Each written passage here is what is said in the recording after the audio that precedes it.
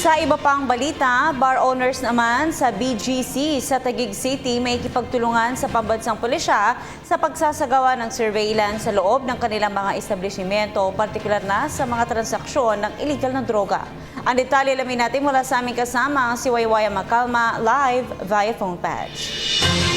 Princess, pumirma sa isang kasunduan ang ilang bar owners kasama ang pambansang pulisya dakong alas 10 ng kagabi sa isinagawang dialogo ng pambansang pulisya na pinangunahan ni PNP Chief Ronald De La Rosa, NCRPO Director Oscar Albayalde, Southern Police Director, Police Senior Superintendent Tomas Apolinario Jr.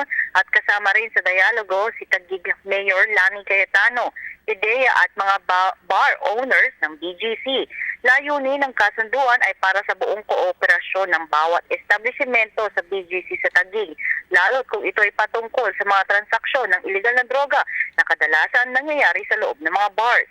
Bukod pa ito sa mga gagawin nilang malakihang event ay dapat pahihintulutan nila ang mga pulis na makapasok sa loob na alinsunod na din sa ating saligang batas. Maging ang mga kopya ng mga CCTV ay kailangan din bigyan ng kopya ang PNP oras na may gagawin silang mga surveillance sa ilang personalidad. Pero oras na hindi tumalima at hindi pumayag sa naturang kasunduan ang mga bar owners ay tiyak natanggal kaagad ang kanilang business permits. Ito ang naging babala ni Mayor Lani Cayetano sa harap ng mga bar owners kagabi. Dahil rito ay papayagan ng mga bar owners, mga police operatives na magsagawa ng surveillance sa loob ng bars habang sila ay nakasibilyan at pahihintulutan din silang magdala ng kanilang mga armas. Ayon kay PNP Chief Ronald De La Rosa, isang patunay lang ito na hindi lamang mga mahihirap ang kanilang pinatarget kontra sa illegal na droga. Isaan niya itong patunay na ang mga mayayaman ay kanila din pinatarget laban sa kanilang kampanya.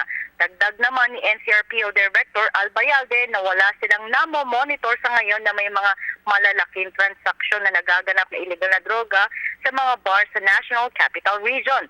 Nagbigay naman ng hotline number ang lokal na pamahalaan sa anumang emergency o may mga nalalaman na sa mga publiko na illegal drugs trade sa kanyang area of responsibility. Kaya naman maaari mag-text sa numerong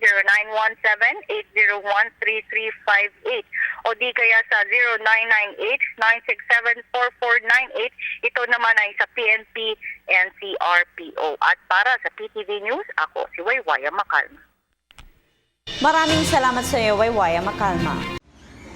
Ako po si Cathy San Gabriel. Subscribe na sa PTV YouTube channel.